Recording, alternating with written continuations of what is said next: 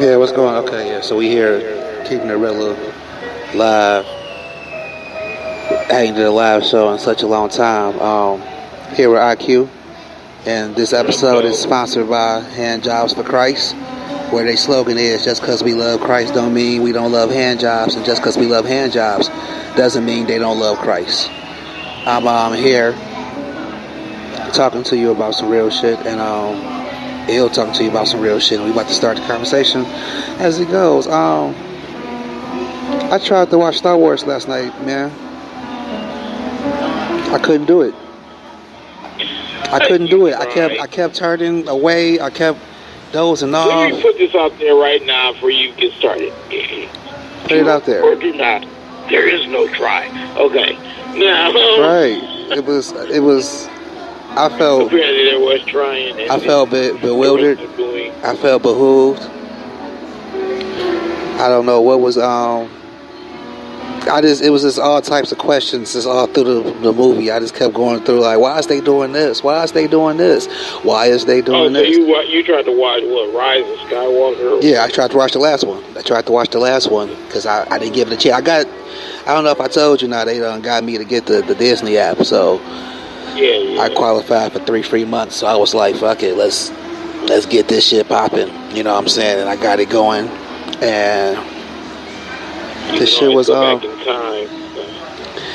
Yeah, I watched a bit of Gargoyles. Now I was catching up on my Gargoyle shit, but then I said, I watched Captain Marvel because I didn't watch that completely.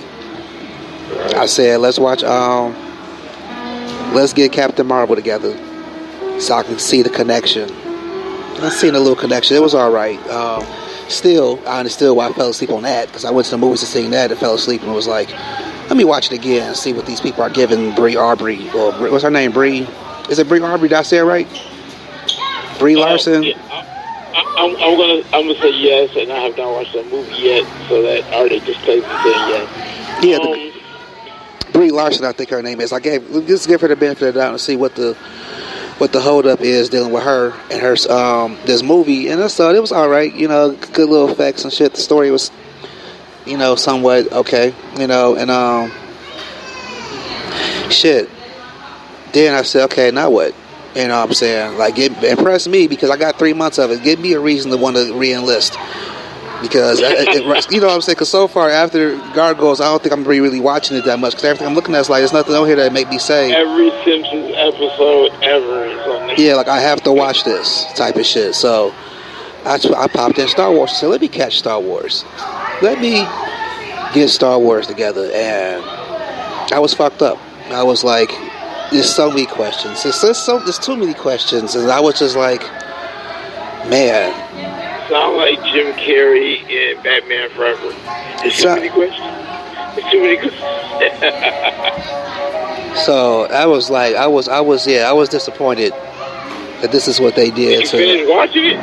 Did I see who? Did you finish watching it? Did I see the Rock? You said, did I see Rocky? Did you finish watching it? No, I turned it off. I'm gonna finish it tonight. I'm gonna try to finish it tonight. I turned because I wasn't watching it. I was doing something else, and then I end up watching. Just turned it off so I could let the computer charge. Like, let me let this charge. I understand what you're saying about some movies where it's like you gotta try. Well, you have to try hard to stay focused on you. It's not a good sign. That's what I'm saying. You know what I'm saying? Not holding your attention. You looking back and like you just realize you done missed 5 minutes of dialogue and your mind started drifting. Well, the dialogue wasn't that bad. It was like, I'm just saying movies in general where you can miss a part that is not holding your attention. Okay. I watched Project Power last night, which was not a bad thing. Okay, hold on. Seems like a young lady back here about to start singing. So we hear some singing in the background. That's what's going on. We got to stop talking for a second. I don't know. They over here playing piano. And one young lady picked up a mic and said testing. So I'm not sure what's about to go on. We may end up taking this interview, this week's episode outside. Because I don't know if they playing on the mic or if they really about to perform. I don't know. I'm just trying to, I'm supporting it all though. Support these kids. Because these kids be dancing. There's a lot of talented kids up here. I ain't seen them yet. I came late. But no, okay, they ain't singing. They just playing with the mic. Yeah, they just playing with the mic. I thought they was about to get up there and break it down. You know, this and that. You said playing with the mic, it doesn't involve any organ. I felt like that. I felt like that. I felt like that at first, but they just grabbing the mic. They just playing some. They just over there being kids. But no, yeah, Star Wars wasn't it for me. I'm gonna try to watch it again tonight because I heard the last fight scene was pretty dope, and that's how I was. After a while, it got to the point of, fuck it, I'm just gonna watch the fight scenes. I'm just gonna watch the. You know, I felt, but that was the thing to me after Revenge of the Sith is still my favorite of all the Star Wars movies. Okay. With that one, it was more lightsaber battles in that one film than all the other ones up until that point. You take episode 2, 1, all those, you take them all together, and there was still more lightsaber battles in that one movie. And I was about to say, the one at the end between Anakin and Obi-Wan, I don't see any other fight sequences in any of them reaching that. Oh yeah, that Obi-Wan Vader fight to me is top 5. It's almost it's like top 2.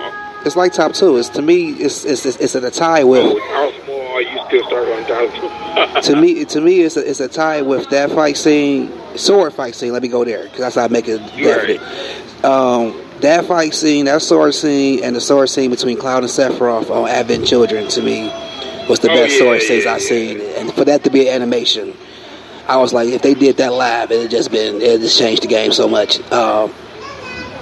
Those two was always my favorites. But there's a lot of other ones, like, you know, the fight scene at the end of Crouching Tiger, Hidden Dragon.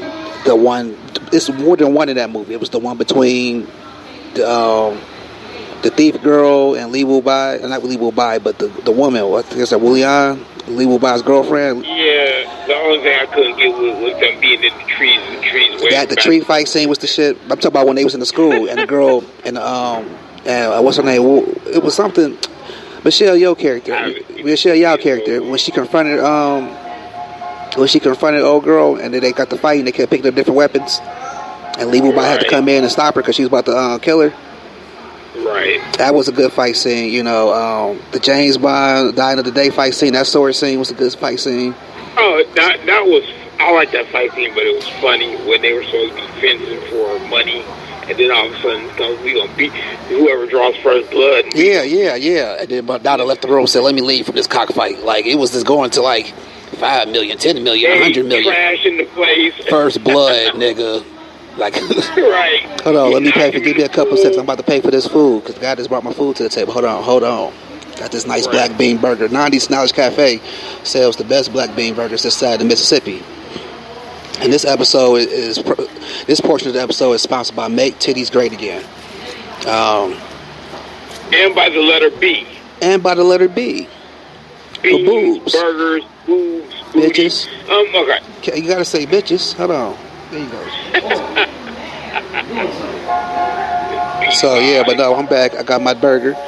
Now I'm up here. I'm in the house eating my bean burger. He put the barbecue sauce on it. Yeah, I love it.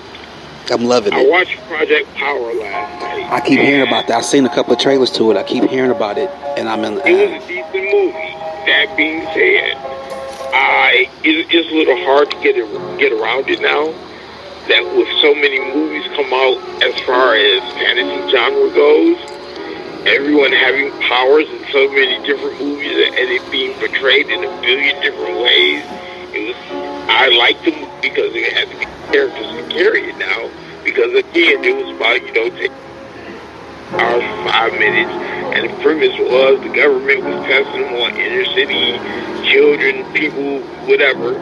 And they like, if we find next stage of evolution and perfect the recipe, then we'll use it on the larger scale for our soldiers. I'm like, it don't seem familiar. Like, on top of that, with that being said, I feel like it was going to be a good movie because I've never seen Jamie Foxx read a bad script. Like pretty much everything I've seen Jamie Foxx in, comedy and otherwise, has been good. Even Spider-Man. I can't co-sign that only because I have never watched Booty Claw.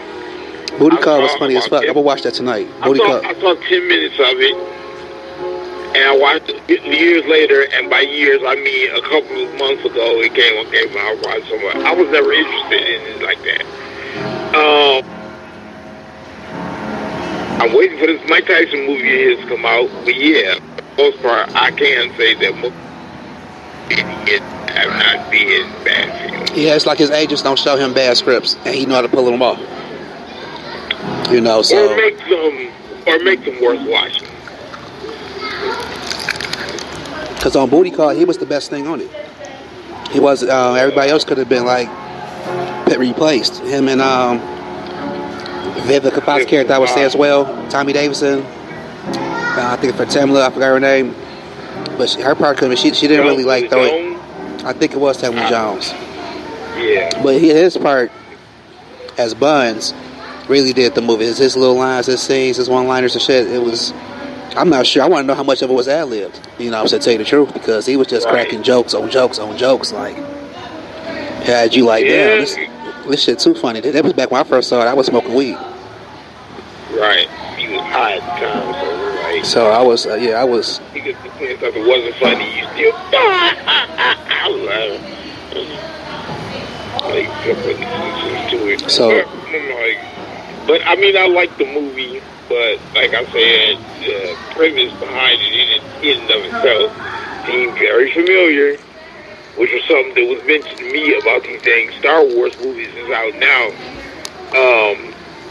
My brother watching it saying, well, you can't have, he said they should turn Star Wars back into action films. I'm like, they always have some, they were described as space opera back when George Lucas had, because he did ask about that. He was like, George Lucas ever talking about bringing out some more? I'm like, man, look, $4 billion. He sold those different. He's like, man, he can still put his name on it. I'm like, yeah. He tried to give him the script, and they said, the hell with your script. We doing this ourselves. But he was like, they need to be action movies because he compared them to the Lord of the Rings, which I'm like, yeah, I watched those.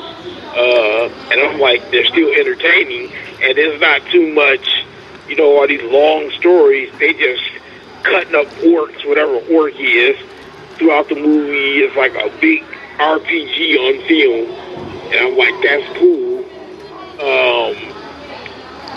He brought up the example of Star Wars versus Avengers.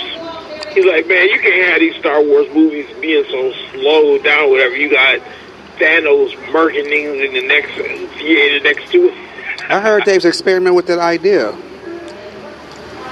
Oh, I'm throwing Star Wars characters into Avengers. Or vice versa. I heard that they was experimenting with it, which I could see it. I could see it popping up, especially since they delved into the world of especially since they delved into the world of Galaxy of the Guardians. What I said about Jean. I was like, the way Jean was portrayed, as she was portrayed as the Dark Phoenix in The Last Stand.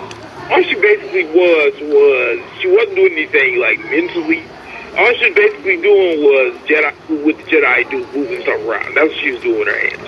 When they tried to shoot her at the end with all those cure weapons, they just stopped in the air. She turned around, disintegrated everybody. She wasn't really doing that much as long as like she wasn't getting into people's heads and making them do stuff and all this other stuff she could have been doing. And I'm like, yeah, she was kind of a one-trick pony on that movie. She was just out of control from their point of view. Yeah, I think they was on some whole what they think look cool opposed to what they could actually do with her. You know what I'm saying? Isn't that every movie that, because we not going to get started on the Superman thing again. Remember we talking about Justice? Yeah, like they made Wonder Woman fight Steppenwolf, quite frankly. He could have flew up, shot him with the eyes, snapped his neck, it's over. So like, or Flash. Why don't you just give him a sword, make him zip past, and what is he past warp speed? I wondered that too, but they said that was supposed to be Rookie Flash. That's why he was so unstable with his powers. I was wondering that too. Like, why didn't he? Man, I don't want to hear unstable. He gave the excuse in the movie. I'm not really into the fighting thing, so they're like, well, just say one person died. Yeah, I'm saying that was supposed to be Rookie Flash, because Rookie Flash would have ran through them bullets and everything.